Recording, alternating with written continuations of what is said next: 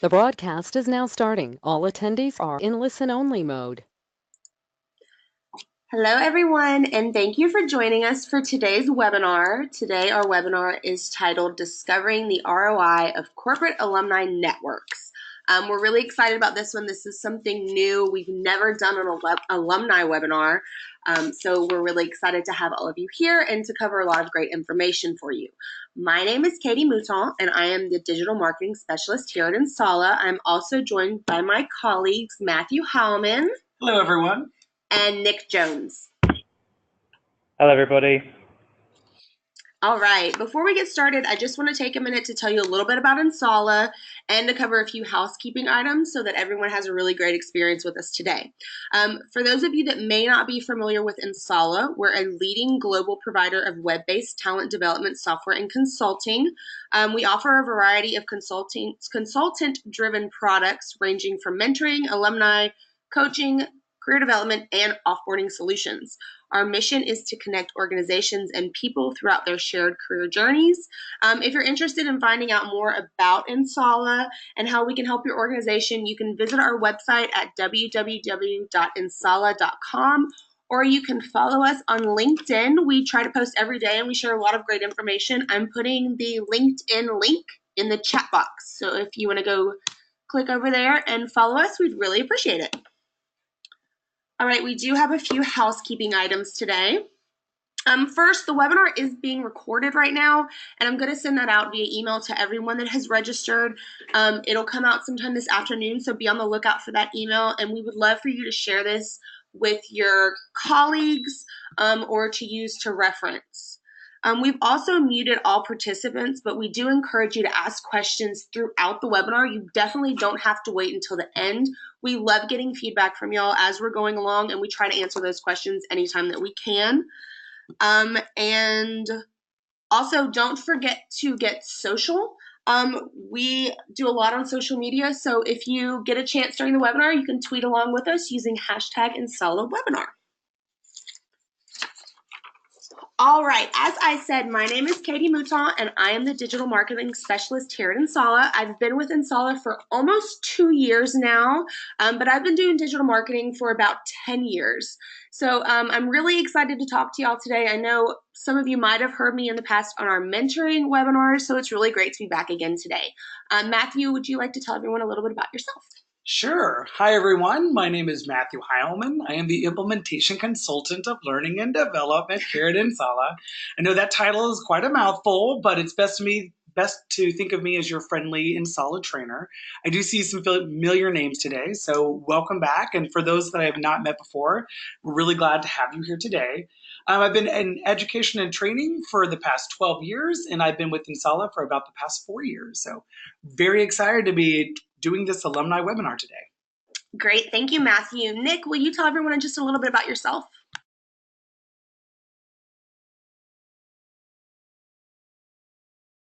So my name's Nick Jones, and I'm slightly the odd one out because I'm based in our European office in London, and I'm a SaaS consultant. And I primarily work within account management, supporting clients in their journey through the alumni project implementation and setup, and really helping support a very wide range of initiatives, from very small ones to rather large ones across different sectors, including financial services, banking, and legal sectors. So I've been with Insala for about 2 years, and I'm very keen to help share some insights about some of the projects I've been working on. Thank you, Nick. Fun fact, Nick and I started at Insala on the exact same day. So he's my work buddy. All right, we're gonna go ahead and get started with the webinar. We have a lot of information to cover today. As I said, if you have questions, please feel free to use the chat box. I will be checking that as we talk. All right, so our talking points for today, we're going to cover a lot of things. We're going to be throwing out a lot of information, as I said, but these are going to be the main points. We're going to hop around these a little bit, which is why we don't have an agenda. We have more of some things that we really want to cover. So first, we're going to really talk about building a culture for alumni through the employee experience and how you can bring alumni into every single stage of that employee experience. We're going to talk about achieving ROI and also achieving return on relationship, or as we like to say, ROR. All right. So first off, we know that some of you might not be as familiar with corporate alumni networks or why they've become more popular or why any of this information is even important. So we did want to share a little bit about that. So why are alumni networks important? Well, there's been a lot of change happening out in the workplace, especially with people's careers. Whereas in the past, a lot of people maybe spent more time with one or two companies throughout their entire career. We're seeing a new trend with a lot of movement in careers and moving around, development, mobility, and really getting going. And that's why alumni networks have become more popular. So we found some really cool stats that I found extremely interesting. On average, men are changing jobs every 4.3 years, and women are changing jobs every 4 years. Now, that's including everyone. If you look at just the younger generations, like millennials, they're changing jobs every 2 to 3 years. So this is really different.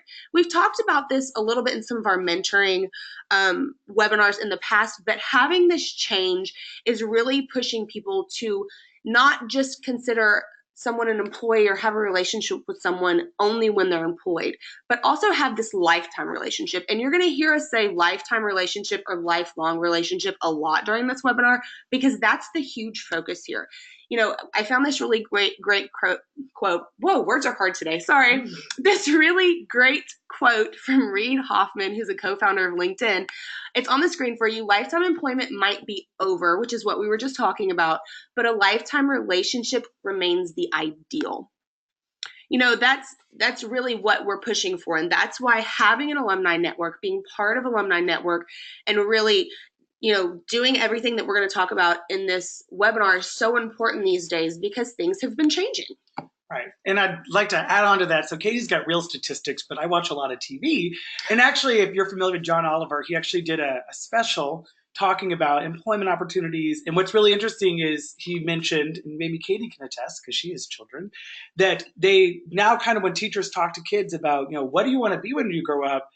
They kind of preface it a little differently, like, what are you interested in doing when you're grown up? Because like she was already mentioning, as soon as you're 18, as soon as you graduate college, as soon as you finish that master's degree, you're not going to enter one field and be there forever. You could be a doctor, you could go into teaching, you could go into marketing. I heard that's not that hard. No, just joking. But yes, there's a lot of different opportunities. And obviously we all are very familiar with instead of the career ladder, now the terminology is more like the career matrix, because people move left and right and up and down and all over. So obviously employees are always going to be looking for the next best thing that's right for their career. So definitely relationships are ideal, but maybe not always the same place forever. Yeah, and I think that a great point about that is, and why we're talking about lifelong relationships or lifetime relationships, is because, just because they leave doesn't mean you can't continue a relationship with them. And that's what a lot of people don't think about. It's like, so many times it's like, okay, they're gone, we're done with you, bye. But they can still be such an asset to your organization. Lifelong relationships open so many doors that were not accessible previously, or that you might not even have been known about. So really having this lifelong relationship and doing certain things to help make that happen is what alumni networks are all about. And it doesn't just start when they leave your company. It has to start from day one. All right, so I love polls. They're fun. We love to get feedback from y'all. So we have a fun little poll for you today. We want to know how many of you are already doing this. So are you hiring for a lifelong relationship? So the options are yes, we hire for a lifelong relationship, even if they leave sometimes, but we just really hope that they never leave. No, we hire to fill an immediate need. I've never thought about it, or I don't know. So if y'all could vote on this, and we're going to just leave it open for a little bit longer. I see about half of participants have voted. Excellent. Looks like a lot of people are hiring for lifelong, long-term relationships, That's which is excellent. Awesome. Yeah. And honestly, like I never even thought about that until I came to Insala and really started learning about talent development and alumni networks. But looking back, I know you and I had a conversation the other day, and Nick and I have talked about this as well. Looking back, I try to think about like, what companies have I worked for that I would want this lifelong relationship with, and what did they do? And it puts a spin. It puts a spin on that when they ask you, where do you see yourself in 5 years? Because nowadays, if you ask that, they'd probably say, well, I will have left your company by then, and hopefully I would have a great relationship with you. So, all right, it looks like almost everyone's voted now. Yes, awesome. So I'm going to go ahead and close the poll. Thank you for participating. Let's see, let me share the results. Awesome. Okay, so 56% yes, we hire for a lifelong relationship. That is awesome. That's so exciting to see that more than half of you are doing that. 22% sometimes, 11% no, you just hire for an immediate need, and 11% I've never thought about it. You know what I love though? No one said I don't know. That's good. So everyone has an idea, or they've Excellent. never thought about it, which I would prefer over I don't know. So that's really great. Nick, are you surprised at all by what we're seeing with the poll results? Well, yes and no. I think it's certainly a longer term strategy, isn't it? Hiring for a lifelong relationship. So it's interesting to see that that's factored into our attendees' planning. But I'm slightly suspicious we might have a self-selecting group here. So if they've got the the planning to attend a webinar, it's perhaps something that the hiring strategy has also been teed up quite nicely as well. So yes and no, really. Yeah, I think that's a really good point. It's nice to see who's here and what their interests are, and how, seeing that kind of tells us that some of you already know what's going on, and that's really awesome. Thanks, Nick, for your feedback. All right, I'm gonna go hide this poll so we can get back to what we were doing. All right, so we're going to jump right into building a culture for alumni. So creating a company culture, this is something that's so huge right now. It's definitely trending. I read a lot of articles about it. We write a lot of articles about it, because a culture is something that everyone's looking for. It's really, going to attract people. It's going to engage your employees. It's going to keep people there, and it's going to be what builds your lifelong relationship. But what some people aren't realizing is that you have to build this culture for alumni. You have to build it for this lifelong relationship. And we're not seeing enough companies that are doing that. We're seeing a lot of companies who are like, okay, our culture is great for our employees who are here. Okay, but you could have had a whole bunch of employees that left, and you're missing an opportunity. So when you build this culture for alumni, you're opening those doors that we talked about that you might not have had access to before, and it's really important. So, organizations with a great culture are the organizations that are creating these great alumni networks. And a lot of them see creating an alumni network as kind of a milestone for their organization. They're at a point where they have enough people that they've employed in the past or currently employing, that they can invest and create this incredible network and really benefit from the people who are currently in their company, but also the people who are leaving. So having this culture is really a step up for a lot of organizations. And for some of them, it's kind of a moment of, wow, we've kind of made it. We've kind of hit a goal that a lot of organizations haven't hit yet. But I really think that this should be a milestone that everyone sets for themselves, is to be able to have this awesome network that they're getting so many benefits from. We're going to talk about a couple of different companies. Some of these are our clients, some aren't, but they all have really awesome alumni networks. One of these is the Boston Consulting Group, or BCG. They do a lot with their alumni, and the reason I'm bringing them up is because they have a great culture for alumni. So, they like to bring their alumni in, and they have their alumni present at regional staff meetings. So the alumni are actually coming in and they're talking to current employees, and they're giving them an inside look at their career path and their successes. So it might sound funny to have former employees come in and talk to your current employees about, oh, this is what I did when I left. Right. But you have to make the assumption that 5 out of the 10 people in the room are going to leave you at some point. It's just the reality of the world that we live in now. And having those people come in is a great way to promote your alumni network and to make the alumni feel like they're still a part of your organization, because that's going to engage them. And we're going to talk about engagement a little later, but it's so important to keep your alumni engaged. Let's see, what else did they do? I have a bunch of notes about them right here. They have a lot of offerings for their alumni.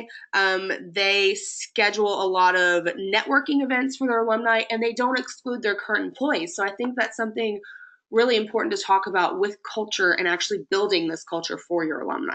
Definitely, and I think one thing that especially our CEO, Philip Borg, actually was talking about is the idea of alumni has a very passive tense to it, because when you graduate from school, you're alumni, so they never really consider you as being alumni through the whole experience, which we're going to talk about in a moment. I know I'm stepping on the next slide, but I think that's the first thing really before we go any further to really break down in your head is that alumni is not just at the end of the journey. Alumni is all of the journey altogether, which we'll divide.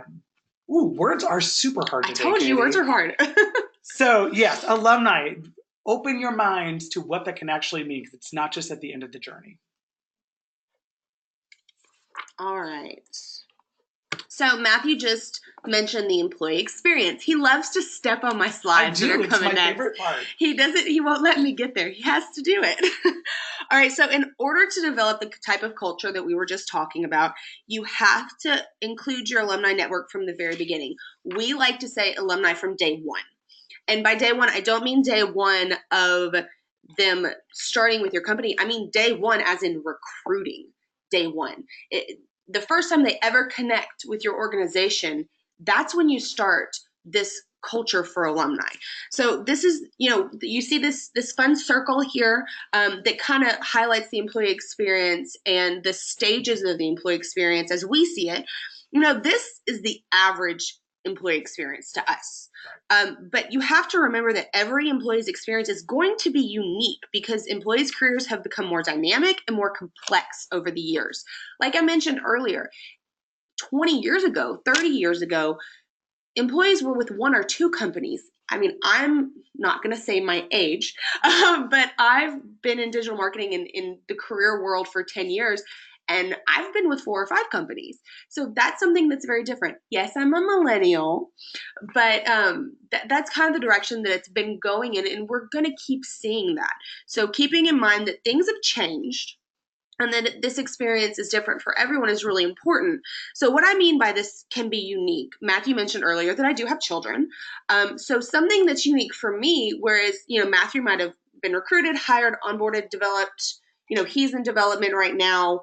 Whereas I was recruited, hired, onboarded, went on maternity leave, and then developed. So I have a little section that sticks in there. That makes my experience very, very unique. And that's something that Matthew and Nick are not necessarily going to have the same experience with. So little things like that you think might not make a difference or might not be something that you have to consider, you really do. So that's just a little bit about how those can be unique. So your goals during each phase of the employee experience is to build a lifelong relationship. There's those words again. We're going to say them a lot. So it's figuring out how to present your alumni network in each one of these stages. I'm actually working with Philip Rourke, our CEO, who Matthew just mentioned, on a benchmark study on the employee experience and on how alumni networks can really be promoted throughout them and asking organizations a lot of questions about what they're doing in each stage and how to gauge on if you're really representing your organization with that. So that's something we're actively working on right now. And as we're doing that, I'm learning so much more about the employee experience and realizing that alumni have a place in every single phase of it. This is the culture that we're talking about. I think it is important too that the image you see, it's not a line, it's a circle. Because we are all very familiar with the term boomerang employees.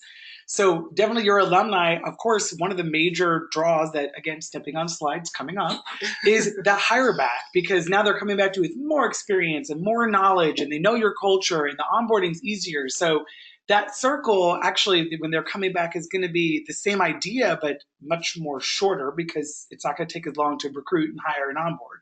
So definitely it is a cyclical cycle and not just a linear one. Yes, always stepping on my slides, but we're going to talk more about that. All right. So we're going to take these stages in 3 sections. We're going to do the before, the during, and the after. So before, your recruitment and your hiring periods. So like I mentioned, a lot of people are like, why would I talk about my alumni network during recruiting? I'm trying to get these people to come into my organization, not leave it. But we've seen a lot of success with doing this, especially with organizations that have that up or out culture. For those of you that aren't familiar with that, these are the organizations where either you're going to move up, be promoted, be put in as a partner, or they're going to politely push you out and you're going to move on to another organization that might be a better fit for you. So there's more of those happening. A lot of those are professional services firms, law offices, which we do have some clients for both of those industries that work with us and have alumni networks that are extremely successful. So when you know that people are leaving, you have to accept that, and that has to, like I said, become a part of your culture, which means that when you're recruiting, that's your step one, that's your day one, and that's when it has to start. Your culture has to be there because you want them to see exactly who your organization is and what you're able to offer them. And your alumni network is something great that you can offer them. So a company that a lot of you might be familiar with is McKinsey, and they have an amazing alumni network. And this is something that they do because they have such high turnover with their up or out culture. They start talking about their alumni network during the recruitment process. So you have to wonder, like Matthew said about boomerang employees, how many of those recruits are actually boomerang employees? How many of those recruits were referred by alumni? So it's recruiting, but I like to call it recruiting 2.0. You're taking it to a whole nother level of bringing these people in from different areas and getting a better talent pool through your alumni network, but also continually to promote it. When we go into the hiring process, it's not as long of a process as recruiting or onboarding or development.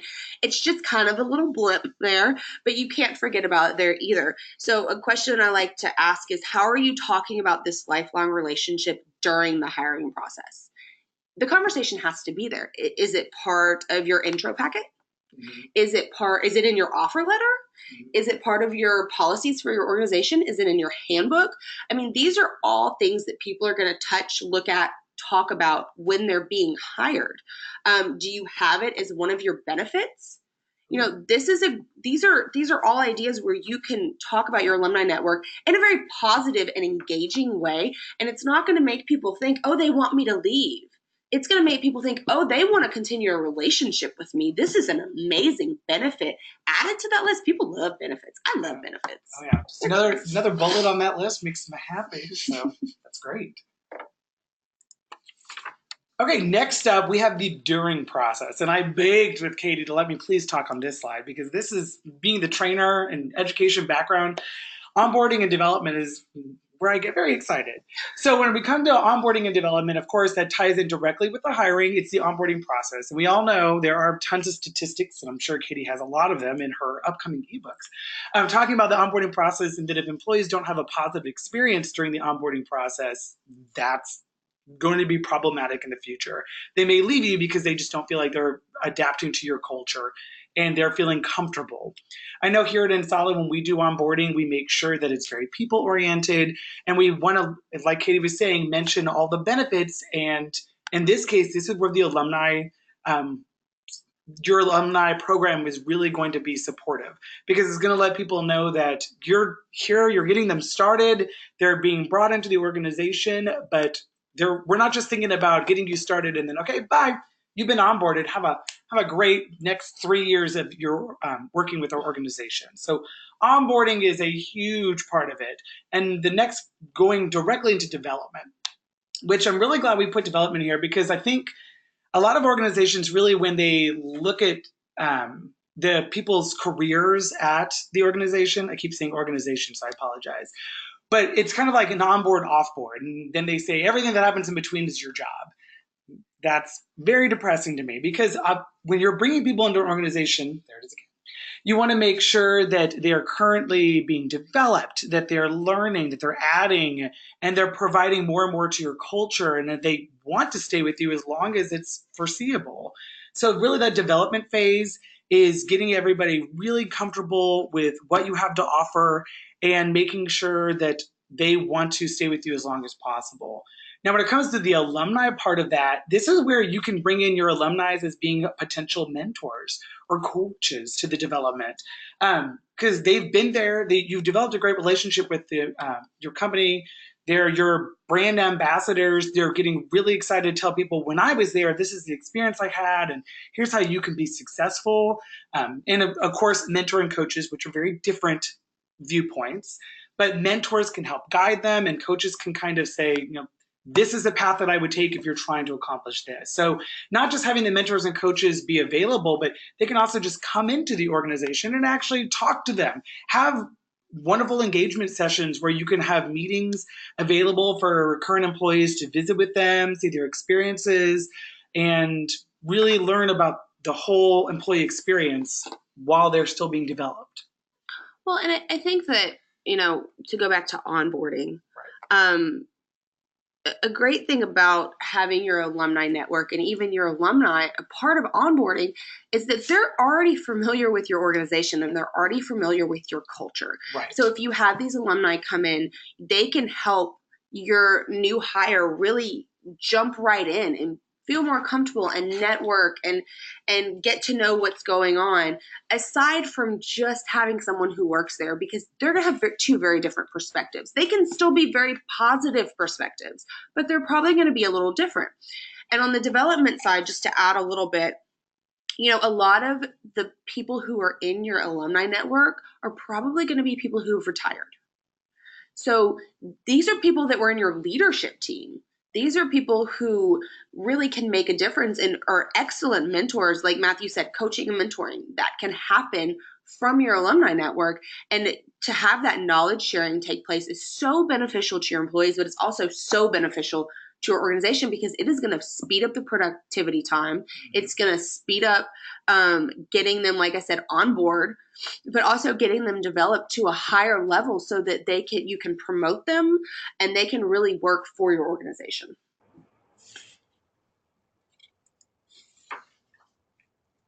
All right, offboarding. Nick, I know you've been a little quiet. Matthew and I tend to take over. But Nick and I are going to both kind of talk about offboarding a little bit.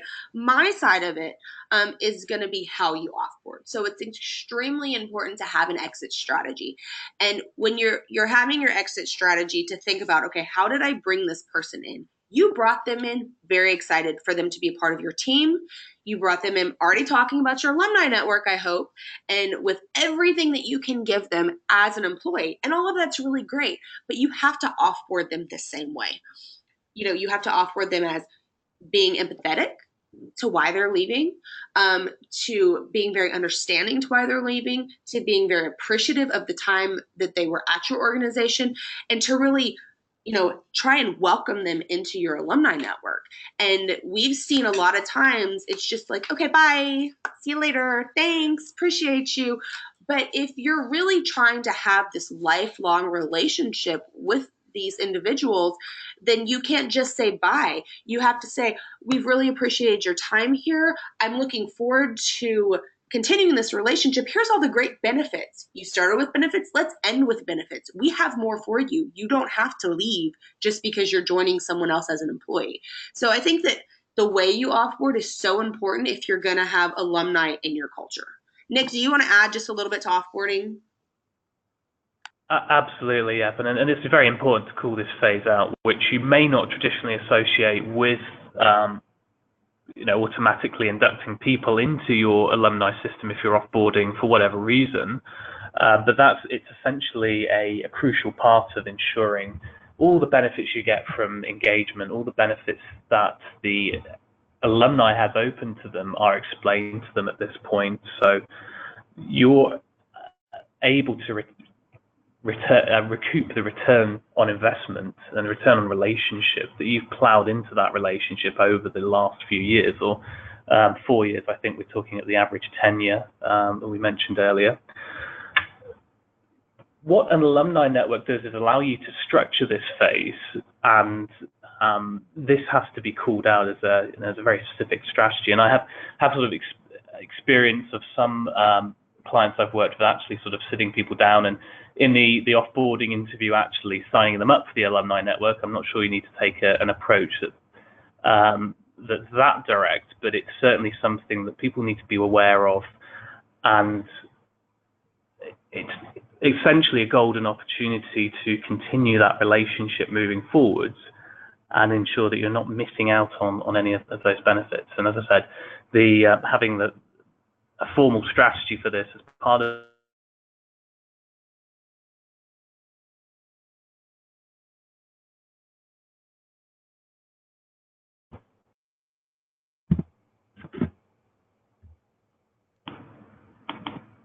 All right, sorry, we just had some technical difficulties. I lost my computer audio, but it's back. Nick, I heard probably 95% of what you said.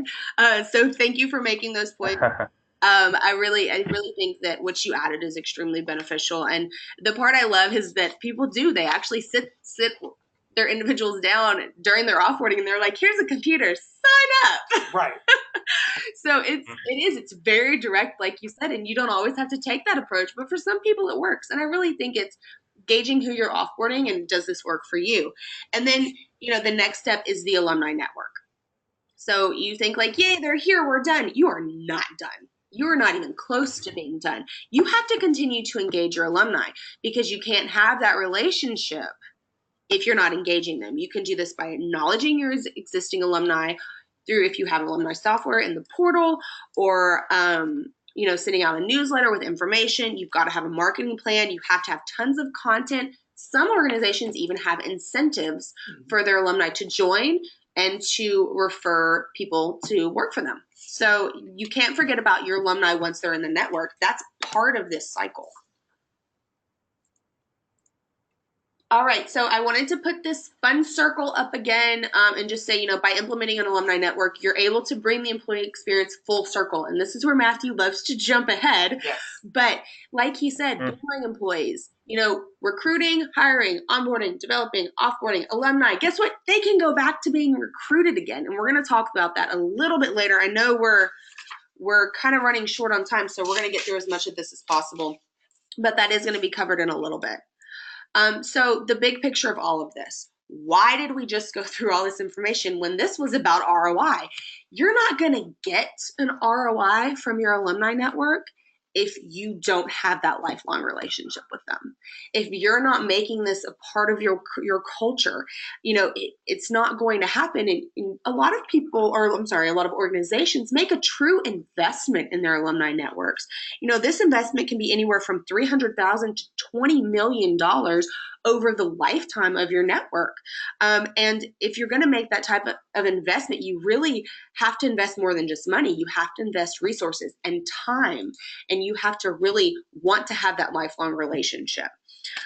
So that's something that's really important. And the goal of this, yes, is to achieve an ROI. That's what you're wanting.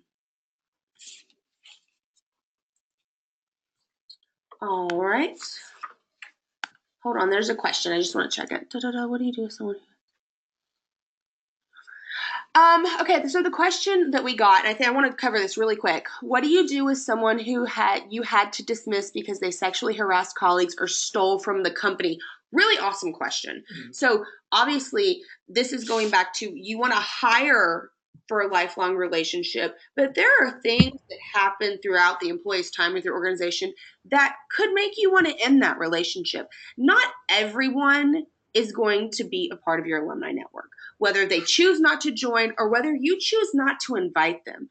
You have to think about that lifelong relationship. And if that's in the forefront of your mind, it's, do I want to continue this relationship with this person? If they've sexually harassed someone or if they've stolen from your organization, my answer would be no.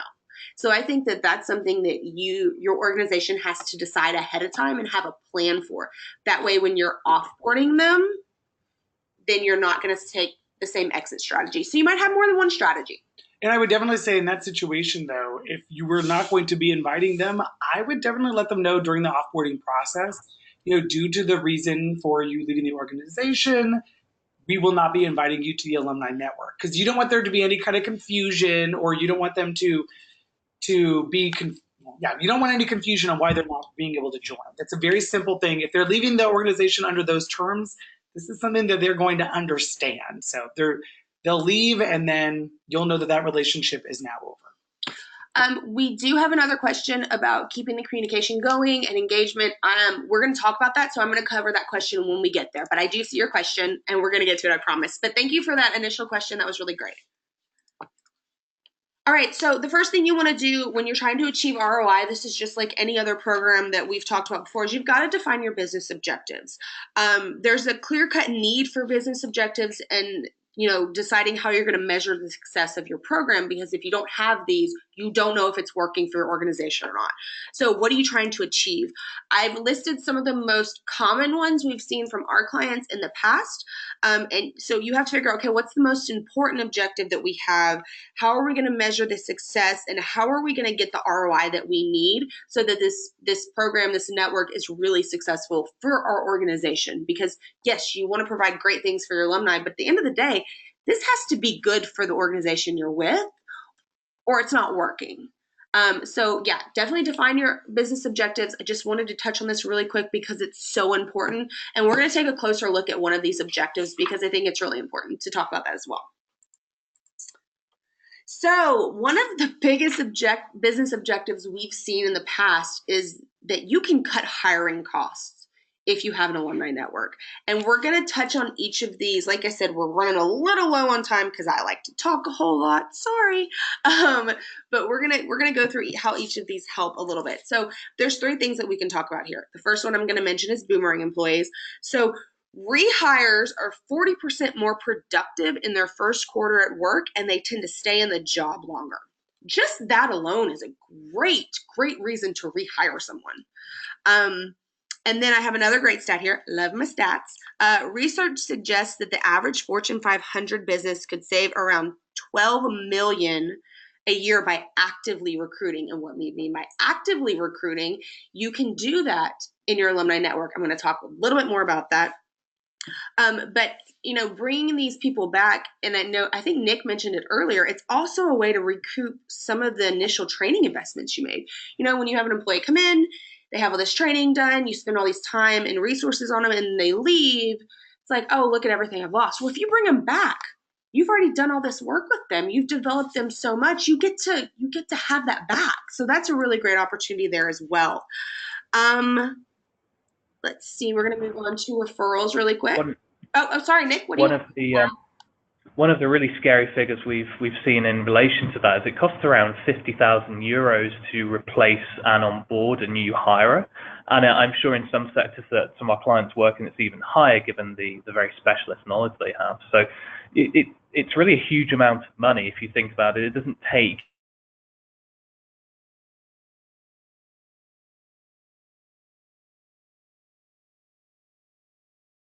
being able to quickly get boomerangs can make a dramatic difference to your financials and your overall recruitment profit and loss.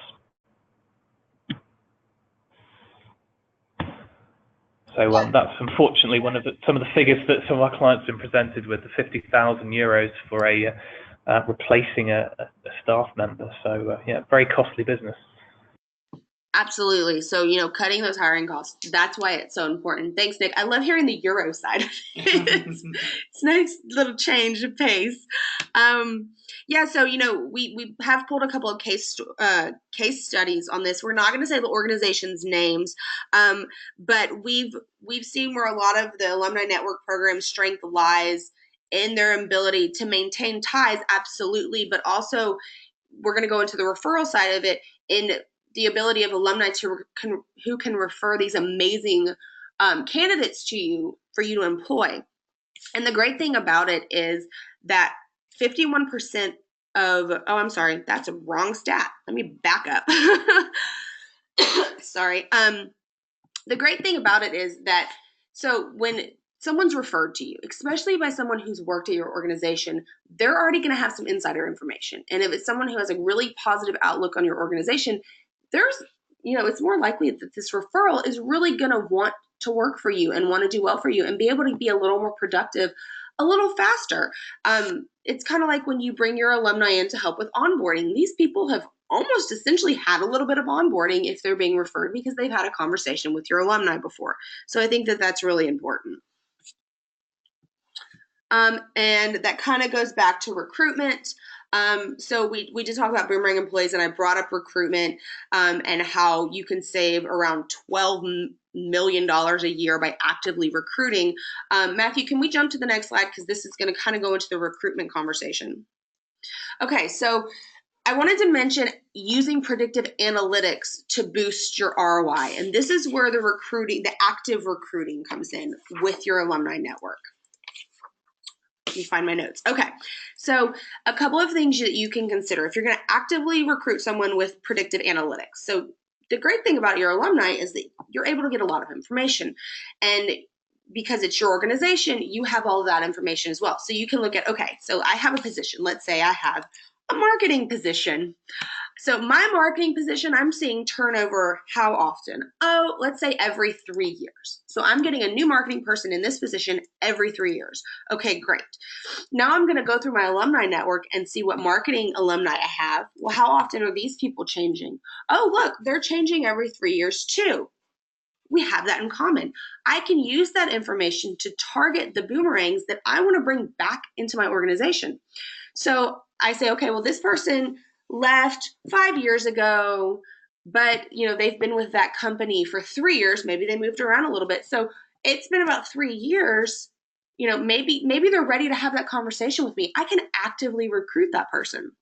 So using these predictive analytics is so helpful because it gives you that recruitment aspect of achieving your ROI and cutting those hiring costs. A great thing about it too is that if you have alumni software, which I know we haven't mentioned yet, it can help you do that. You can pull a report for work experience that is going to show you all the information instead of having to go dig through people's LinkedIn pages or go ask around. The information is right there at your fingertips. Nick, do you want to very briefly just kind of touch on software? Because I know you've worked with a lot of our clients on getting this set up and really helping them to achieve everything they can with our software. Absolutely, yeah. I mean, there are a few key points to mention here, but certainly predictive analytics really is drilling down into what data we have on our alumni and how we can use it to generate insights that inform a whole host of strategies. So it can be incredibly powerful depending on how you use it. And I work with clients that sort of have different stages of development of this in terms of their maturity in dealing with the data and then being able to inform strategy based on that. So one of the first things that the corporate alumni software was intended to do was really just capture all data possible and scrape data of leavers into a system and just like a CRM, keep records on people and it can be referenced and that's great. But the data privacy laws and the data threshold for regulation is rising all the time, and the net is perhaps closing to organizations who would like to come along now and actually just scrape data in that sense. So the real winners in this area are the organizations that have been working on this for a while and have large data sets, and they're able to really progress to this next phase, which is really analyzing what alumni do over time. And we have certainly a tool that's been quite interesting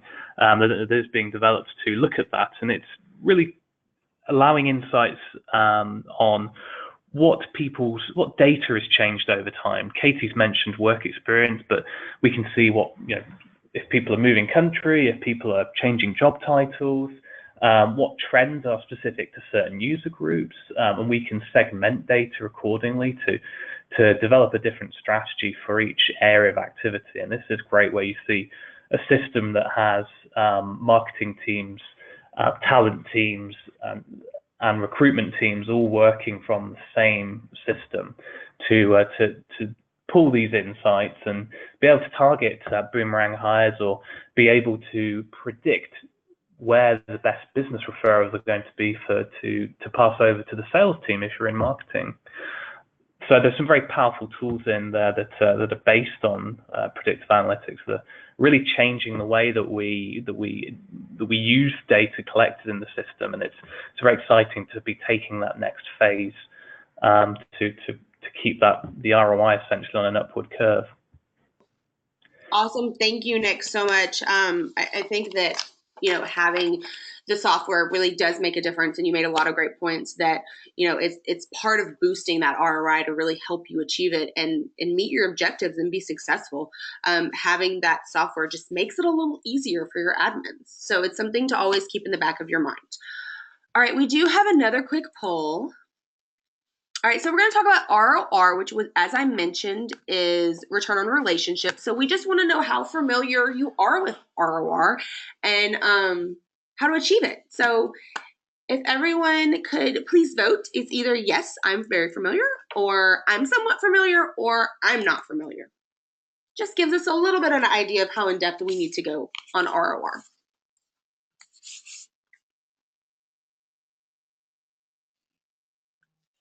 I feel a little validated because when I was first learning about alumni, it's been a little time now, and Katie and our CEO started to talk about ROR. I was kind of like, ROR? Yes, I know what that means. I know exactly what that means because we all know ROI.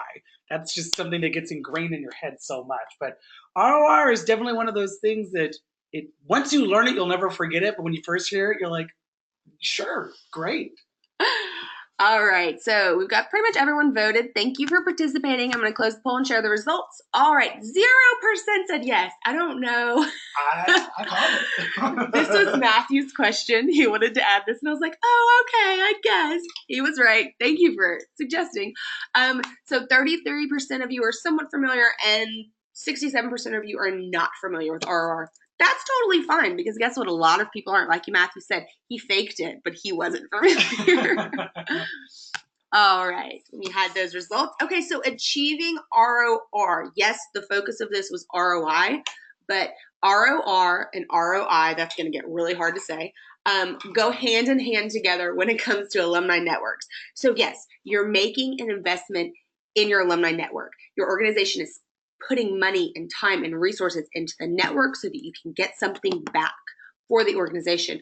But I think what a lot of people don't get or don't remember, and this is where the ROR aspect of it comes in, is that you're making an investment in people.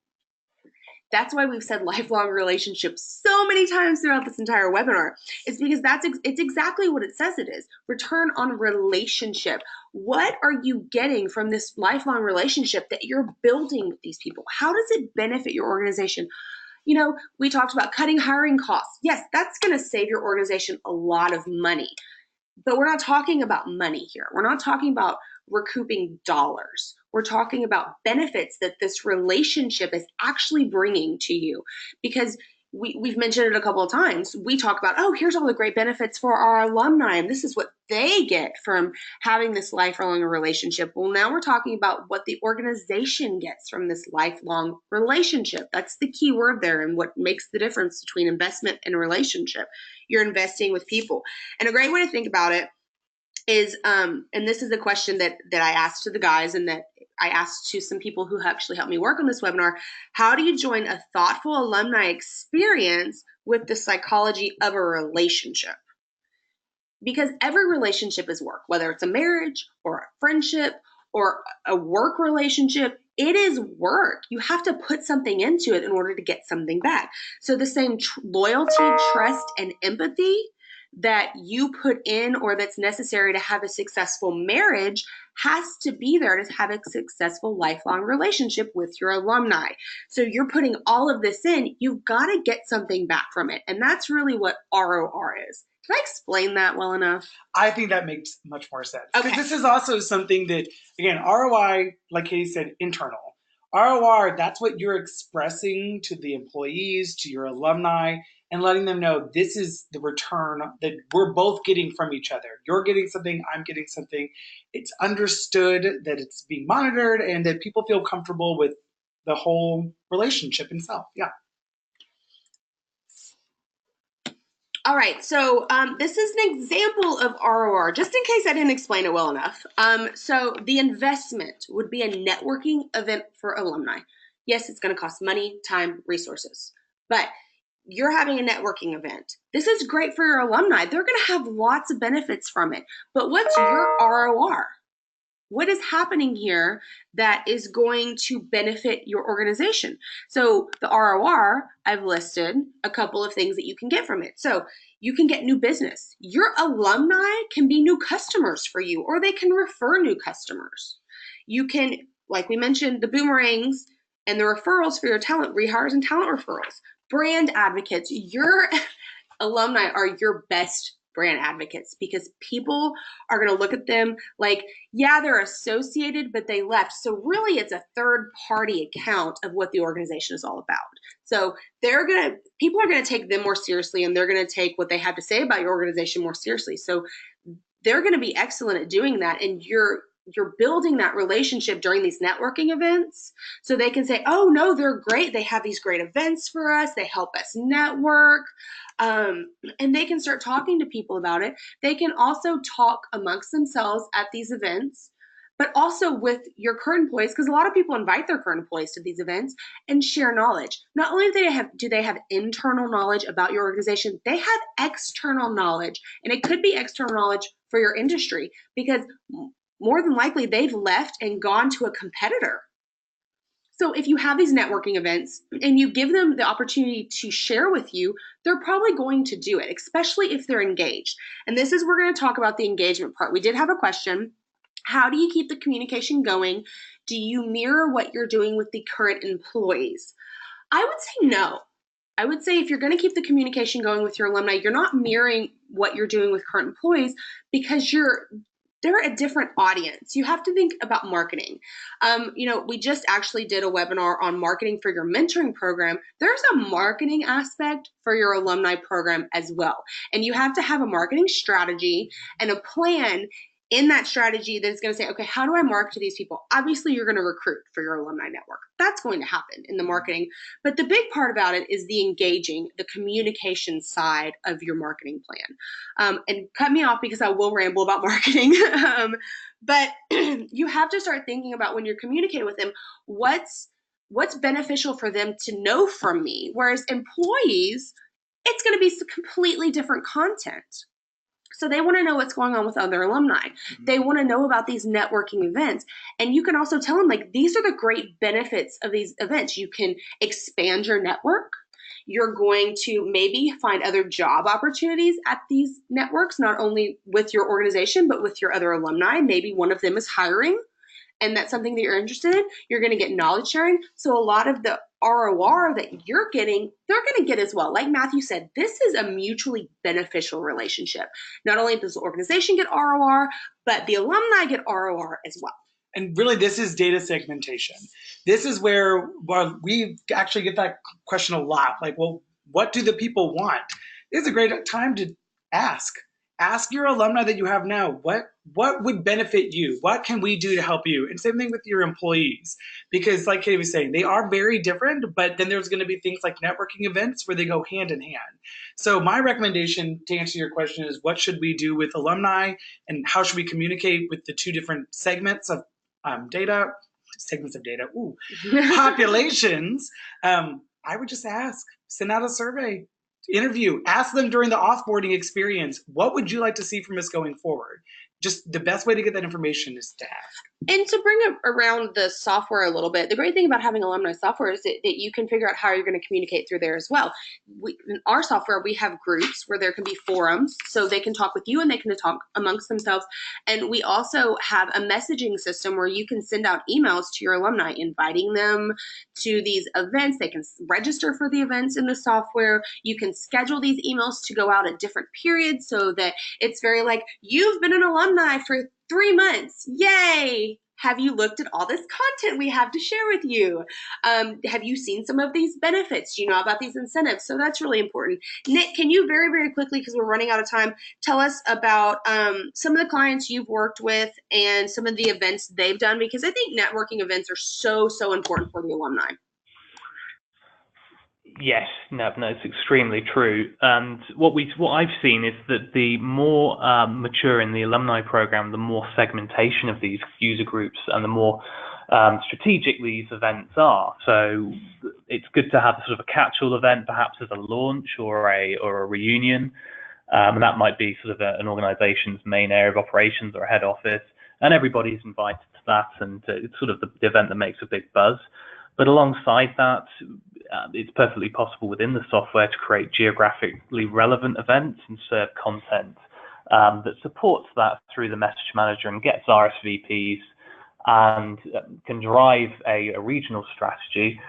We've also had another strategy that's very interesting of segmenting really very senior leavers within a prominent UK law firm that we work with, and then inviting them to a very, very exclusive event. I think it was sort of about 40 people that were invited to that. as a whole. And it was completely different strategy for that population, and it was more of a relationship building opportunity for their sales team. So the more maturity you have in how you're analyzing your data and being able to handle it, the more strategies you can bring to play, and the more of your business objectives that we just talked about you can achieve essentially. But the important thing is that there are a lot of options, a lot of possibilities, and they're all made very, very simple and easy to implement with the software, and really take the alumni network to the next level. Awesome. Thank you, Nick, for that insider information. It's nice to know what's going on that maybe Matthew and I aren't aware of, since you work so closely with our alumni clients. All right, we do have some questions coming in, but we're going to save those for the very end. I know we're pretty much out of time, but if you want to hang on with us, we're going to continue and finish this out. This is just a quick recap. It's not a pretty slide, but it's just a quick recap of everything we've talked about. So really, the number one thing, and then I'm going to say it again, I've said it a lot, building a lifelong relationship is the goal. This is going to take you from day one. Start your alumni culture there. It has to include your alumni. Be sure that alumni are present throughout every stage of the employee experience. We gave quite a few examples of how you can go from stage to stage and make sure your alumni network is represented. Define your goals and objectives for ROI and ROR. We all learned ROR today. Yes, so. ROR. If you have more questions, find me on LinkedIn. We can chat.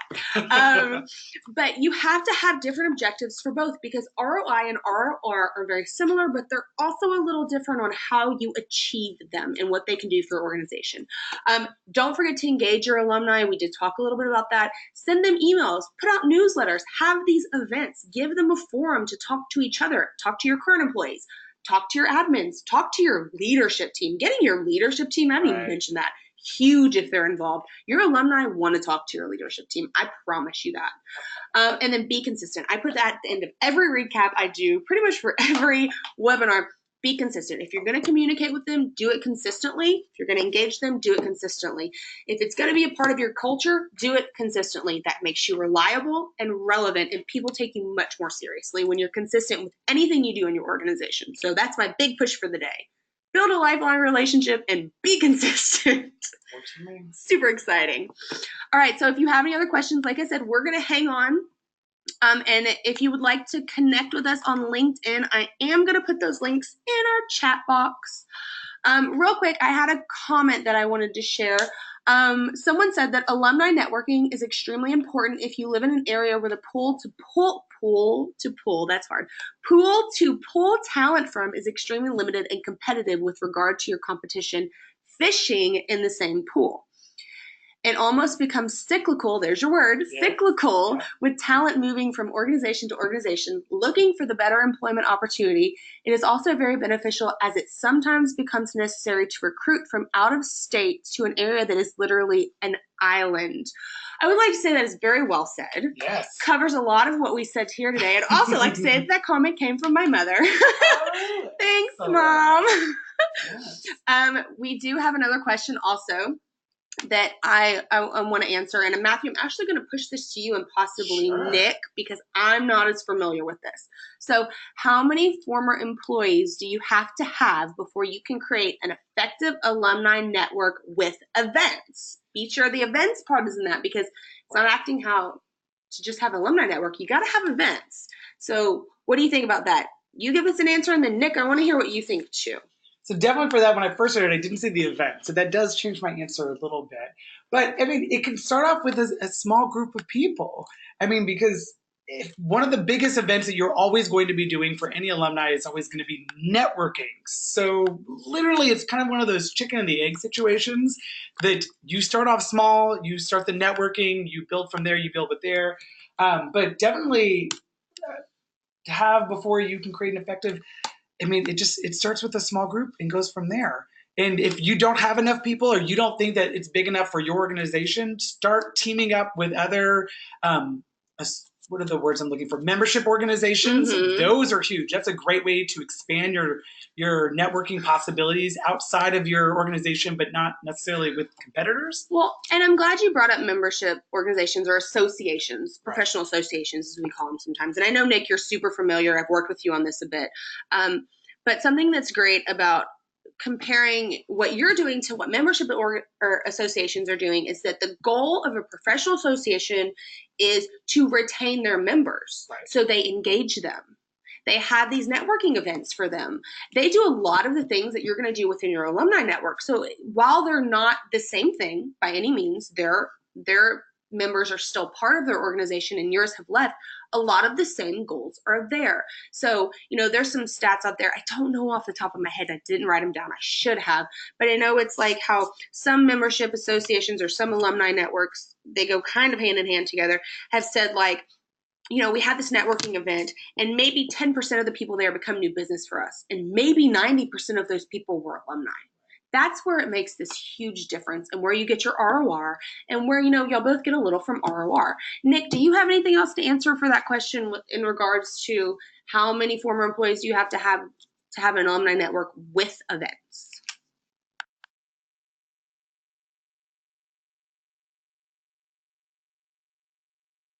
Nick, if you're talking, you're muted.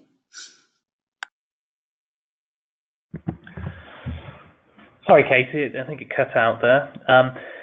Yes, so no, it was a very interesting question, that, and I think in terms of the numbers needed for an alumni network with events, well, I think firstly for an alumni network, there's no sort of bottom threshold for how many members you need. I mean, you could theoretically have sort of 2 or 3 members of previous colleagues, but it might be something less formal, like a WhatsApp group that you choose to mainly engage over.